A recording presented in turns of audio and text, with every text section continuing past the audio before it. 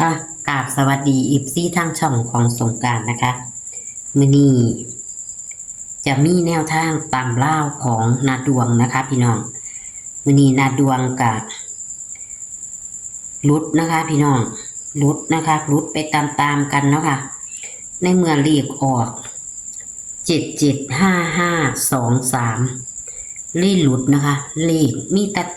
เบิ้ลนะคะพี่น้องฮะมื้อนี้จะให้นาดวงแก่มือใหม่ในวันที่27สิงหาคม69นะคะนาดวงจะแก่มือให้เฮาเป็นตัวใดเฮามาไปรับชมรับฟังกันได้เลยค่ะ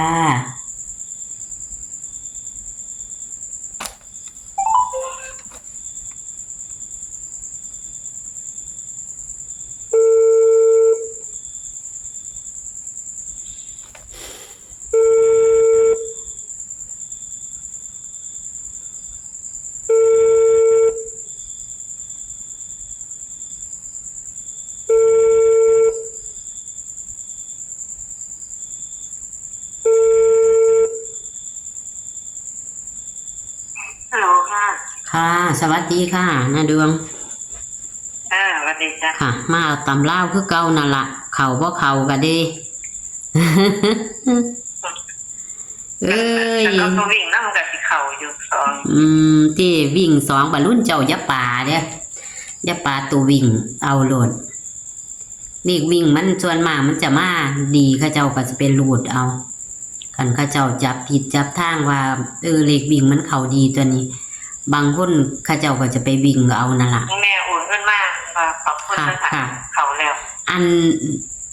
มันลืมข้าวมือเว้นนี่ จ้ะมันหลายอย่างหลายแนวเลยพึ่งใจคิดพอเฮ็ดวันนี้อื่นหมดค่ะ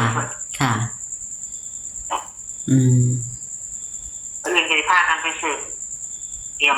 ยมยังไว้นะค่ะกับอนุโมทนาสาธุนำเฮ็ดบุญร้อยวันแม่นบ่ค่ะจ้ะบุญร้อยวันหาผู้ใดหาแม่หาญาจ้ะโอ้ยาเนาะเคยเบาอยู่ก็ลืมคือกันสาธุมื้อนี้เป็นอันเลขตกสูตรเก่าบ่ค่ะจะเลขวิ่งทุกเจ้าแล้วเขาอันดีอยู่เขาวิ่งดีอยู่ค่ะนั่นล่ะเอาวิ่งนำเลขวิ่งเฮาก็เอา3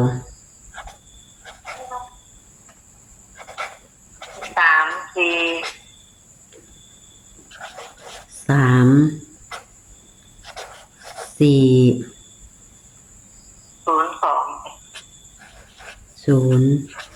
2ว่างหันค่ะมันเอาตัววิ่งเขาว่าตีเขายังหน้า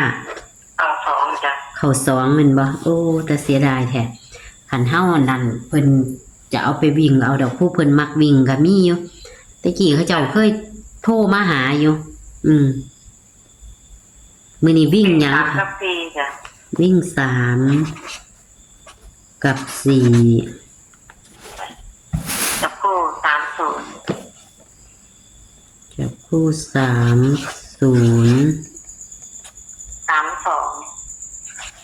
32 40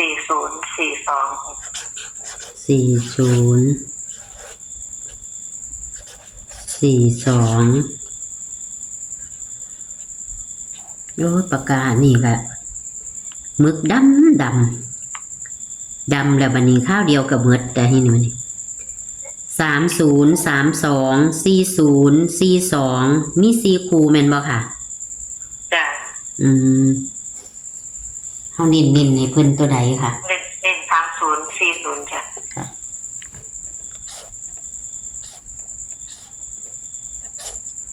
นี่ว่าหลายหางนี่เขาดีๆใครแน่เนาะจ้ะแต่ว่าพี่น้องอย่าลืมเพิ่นว่าเลขวิ่งเขาดีอยู่ว่าซั่นว่าให้พี่น้องเอาไปวิ่งเอาเด้อค่ะหรือว่าไปวิ่งกันเอาเนาะนาดวงไปวิ่งกันเอาบางเทียมันก็จะเข่าอยู่ในตัววิ่งกอดข้อกันมาแม่นบ่ค่ะ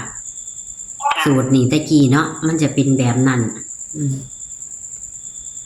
วิ่ง3กับ4นี่เฮา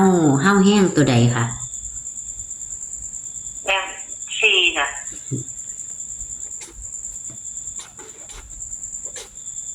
ค่ะ3กับ4ก็แห้ง4เพราะว่ามันหลายคนก็เลยเลือกปันใดก็ได้โทรไปเอาเด้อค่ะนอกจากสิยากคักอีหลีบ่ว่ายามกลางวันก็หลายคนแต่ปานนั้นก็บ่หลายดอกสำหรับช่องเพิ่นผู้เพิ่นตัดคลิปเร็วเนาะอันนี้ตัดคลิปบ่เร็วก็เลยซ่า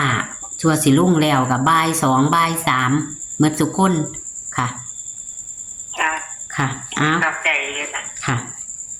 ก็มีแค่นี้เนาะนะดวงเนาะ จ้า ค่ะ จ้า ก็ขอขอบคุณเด้อค่ะที่ให้แนวทางเอามืออื่นขอให้ปังขอให้เข่ากอดข้อกันมากก็ได้เนาะจ้าอ้าวค่ะก็ขอสวัสดีค่ะสวัสดีจ้า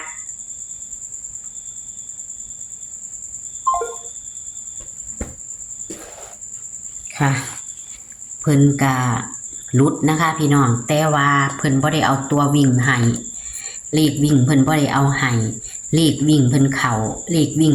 2สิแม่นเพิ่นลืมพะได้ผู้พี่น้องเพราะว่าเพิ่นสิยากงานเพิ่นลงไปทำบุญนะคะเป็นทำบุญ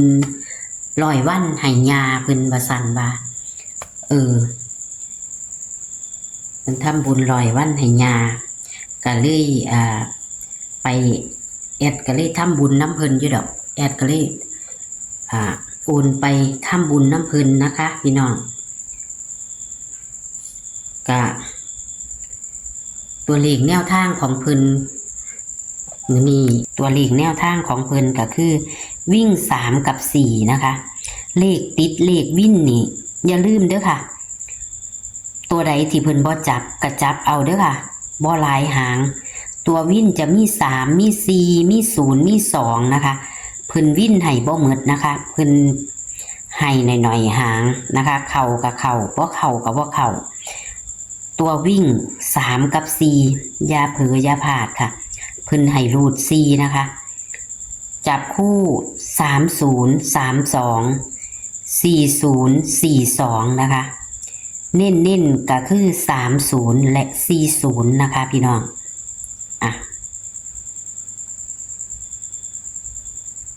ค่ะแคปหน้าจอเด้อค่ะพี่น้องเห็นหุงบ่ค่ะซูมเอาเวลาแคปหน้าจอแล้วเอาไปซูมเบิ่งเด้อค่ะพี่น้องตัวเลขแนวทางของหน้าดวงบ่หลายหางหน้าลงทุนค่ะพี่น้องหน้าลงทุนก็เลขมันเป็นแนวทางเนาะค่ะพี่น้องเนาะขอเบาจักหน่อยนะคะเลขเป็นแนวทางเพราะฉะนั้นมีเข่ามีหลุดนะคะเฮาอย่าลิ่นเกินตัวนะคะพี่น้องเฮาลิ่นพ่อได้คากับเข่ากับน้ำเนาะค่ะพี่น้องเฮาจังสิบ่หมดหลายนะคะลิ่นแบบมีสติเนาะค่ะพี่น้องเนาะบ่ว่าจะเป็นเลขลาวเลขไทยนะคะเฮากะลิ่นพ่อหอมปากหอมคอมักกะจัดขัดกะพานค่ะตัวเลขเฮามันเป็นแค่แนวทางที่หลายตัวที่เลขเพิ่นหลายตัวกับบางเทียมันกะเข่าดีเข่าทั้งบนทั้งล่างนะคะตัวเลขเพิ่นหลายตัวก็เลยนะคะ